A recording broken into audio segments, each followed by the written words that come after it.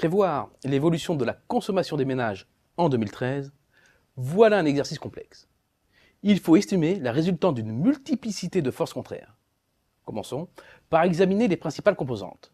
En premier lieu, la principale ressource financière des Français, c'est la masse salariale. Une masse salariale qui est le produit entre le nombre de salariés et le salaire moyen. Ce sont là les deux premières variables à analyser. Le nombre de salariés d'abord. Les dernières données disponibles sur le marché du travail ne sont pas encourageantes. Au deuxième trimestre 2012, l'emploi dans les secteurs marchands non agricoles s'est replié, balayant la modeste hausse du début de l'année. Pour faire bref, les créations d'emplois sont en panne. Une panne malheureusement durable, compte tenu des très mauvaises perspectives de croissance. Côté salaire maintenant. Comme vous pouvez le voir, la hausse du salaire mensuel de base est restée accrochée autour de 2% au deuxième trimestre. C'était avant le coup de pouce donné au SMIC. L'importance du nombre de salariés au SMIC ou proche du SMIC se traduit donc en France par une régulation de facto.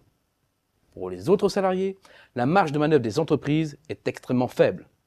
On se dirige donc vers une progression très ralentie. Examinons maintenant l'impact du choc fiscal sur les revenus du travail, du capital et de l'épargne. Les mesures annoncées vont toucher en priorité les tranches de revenus supérieures. Mais il faut ajouter le gel des tranches du barème de l'impôt sur le revenu qui va impacter les classes moyennes. Selon le gouvernement, la facture totale avoisinerait 10 milliards d'euros. L'autre élément analysé, c'est l'inflation. Parce que la hausse des prix rogne les revenus des ménages.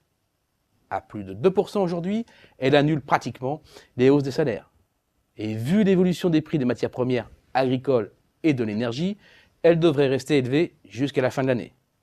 Mais on doit s'attendre à une accalmie en 2013 en raison du ralentissement de la croissance mondiale. De plus, la hausse de l'euro limitera de facto l'inflation des produits importés. Reste maintenant à distinguer la partie du revenu qui sera consommée de celle qui sera épargnée. Et là aussi, deux forces contraires s'affrontent. Si 4 millions de foyers verront leur impôt sur le revenu augmenter, l'essentiel de l'effort va se concentrer sur les 1% les plus riches. Des ménages qui peuvent alléger leur niveau d'épargne pour maintenir leur consommation. Cela va atténuer la ponction sur la demande. En partie seulement, car le plafonnement de certaines niches fiscales va mécaniquement entraîner une baisse de la consommation, notamment dans les services à la personne. En revanche, la flambée du chômage pousse les classes moyennes à maintenir un haut niveau d'épargne de précaution. In fine, le taux d'épargne des Français devrait rester stable, c'est-à-dire très élevé. Stabilisation des revenus, hausse des charges, inflation modérée et taux d'épargne constant, voilà les grands traits de notre scénario. Un scénario qui prévoit une consommation en panne en 2013.